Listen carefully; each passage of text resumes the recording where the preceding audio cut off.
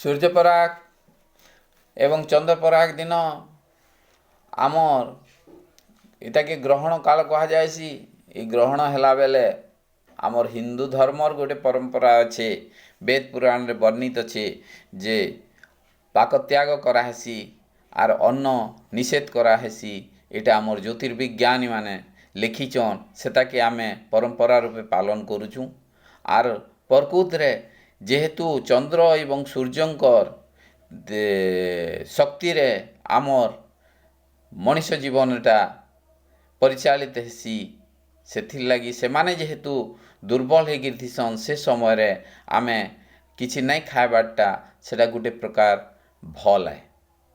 ଯେହେତୁ ହଜମ କ୍ରିୟାରେ ଟିକେ ଅସୁବିଧା ହେବାର ସମ୍ଭାବନା ଥିସି। ଆରୁ ଇ ସମୟଥି ଗୋଟେ କଥା ତ ମୁଁ ସମ୍ପୂର୍ଣ୍ଣ ଭାବେ କହିମି, ଯେନ୍ ମାନେ ଇ ଚିକେନ୍ ବିରିୟାନୀ ମଟନ୍ ଖାଉଛନ୍, ଖାଇବାରଟା ଯୁକ୍ତିଯୁକ୍ତ ବୋଲି ଭାବୁଛନ୍, ଇମାନେ ହିନ୍ଦୁ ନୁହନ୍। ଇମାନେ ହିନ୍ଦୁ ଦ୍ରୋହୀ ଆଏ। ଆର୍ ଇମାନଙ୍କର ଯେନ୍ ହିନ୍ଦୁ ଦ୍ରୋହୀ କଥା କହିକରି ଇଟା ଆମର୍ ହିନ୍ଦୁମାନଙ୍କୁ ଭାଗ ଭାଗ କରବାର୍ ଲାଗି, ଖଣ୍ଡ ଖଣ୍ଡ କରବାର୍ ଲାଗି ଚାହୁଁଛନ୍।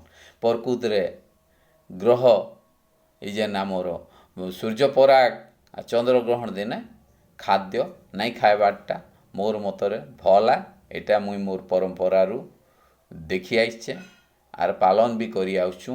ଆମେ ହିନ୍ଦୁ, ଆମେ ପରମ୍ପରାକେ ମାନସୁଁ ଏବଂ ଆମେ ଏଇଟା ନାଇଁ ଖାଉଁ। ଆର୍ ଯେନ୍ ମାନେ ବି ଖାଉଛନ୍ ତମର ଘର ଭିତରେ ଖ, ଆର୍ ଇ ନାଟ୍ କରିକିରି ଲୋକମାନଙ୍କୁ ବିଭ୍ରାନ୍ତି ନାଇଁ କର। ଏଇଟା ତମର ଯେନ୍ ହେତୁବାଦୀ ମାନେ ଏଇଟା ଆମକୁ ବିଭ୍ରାନ୍ତି କରୁଛ ଆର୍ ଆମର୍ ହିନ୍ଦୁ ଧର୍ମକେ ବିରୋଧ କରୁଛ।